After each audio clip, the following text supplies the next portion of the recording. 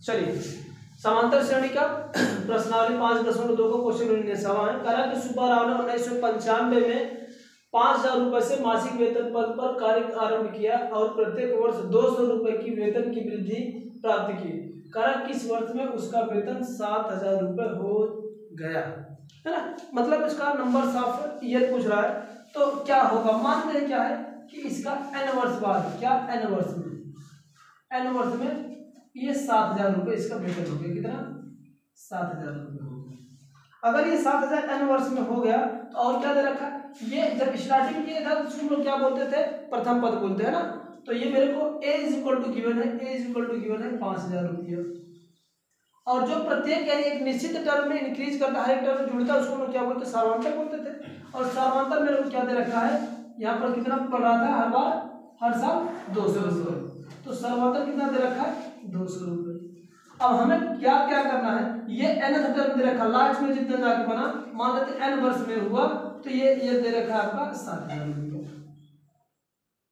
ठीक है ना, यही n पूछा हम लोग को। nth टर्म के लिए फार्मूला होता है an is equal to a plus का n माइनस का 1 इंटू का d।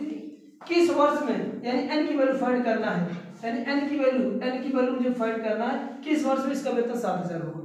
तो tn को मैंने माना क्या, यहाँ पर दे रखा है, ये जो दे रखा है ये tn है, ये ना मानते हैं। तो ये an इज इक्वल टू, ये tn इज इक्वल टू क्या दे रखा है, 7,000 दे रखा है। आप इसी पे वैल्यू पुट अप कर दीजिए।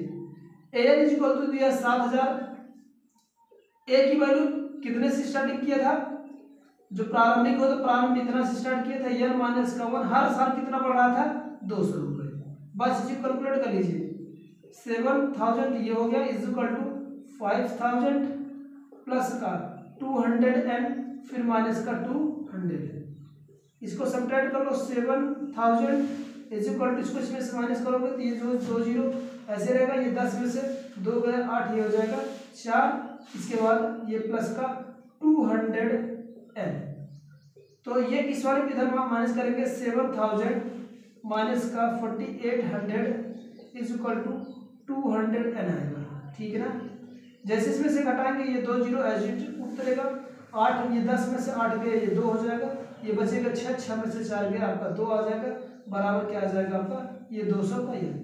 ओके, यहाँ से एन की वैल्यू फाइंड करने का प्रयास करूँ तो 22,000 अपन क्या होगा 200। बोलो ये नहीं देखा, 1 0 0 से गया, 1 0 0 से गया, 2 1 का 2, 2 1 का 2। एन की वैल्यू कितनी आ गई, यानी 11 वर्ष बाद, उसका वेतन